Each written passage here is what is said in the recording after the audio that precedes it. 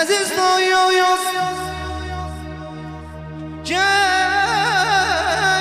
gidelim bizim ellere.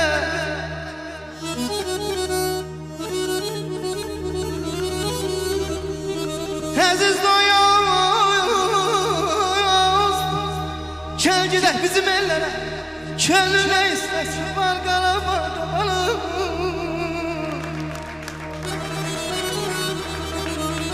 Ay babaş, hele gelme dayanma, biraz gül. Aya üzümüz kimsenin kara değil ki. Tünhan İsmail'ini almıştı ya. Deyil, ay bana hele kararlama, biraz gül. Aya üzümüz kimsenin kara değil ki. Kaskını, köskünü, nəhçiyiz, ney? Vallahi bizim de yurdumuz, yuvamız olur. Can ay manaf, can, səsini tellerine kurban ha. Manaf da belli, manaf değil.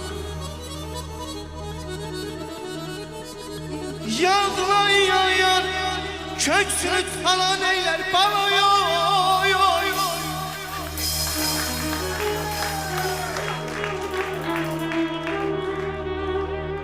Ay bülbül köyü seyyer, sen cezur melleğine geliz buradan aybat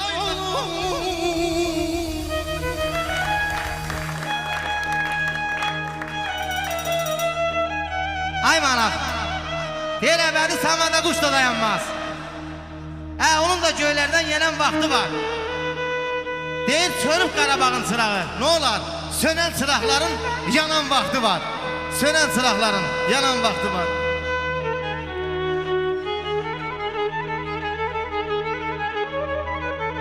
Alkışlayaq bu sənətkarlarımızı.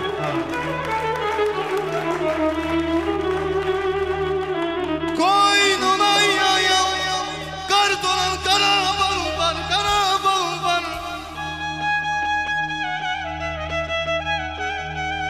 Koynuna yayal, kar dolan Qarabağ var.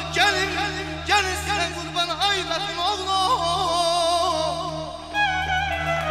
Ey bizi duyan Hudaya, hey bizi duyan Hudaya, bir çare kıl belaya.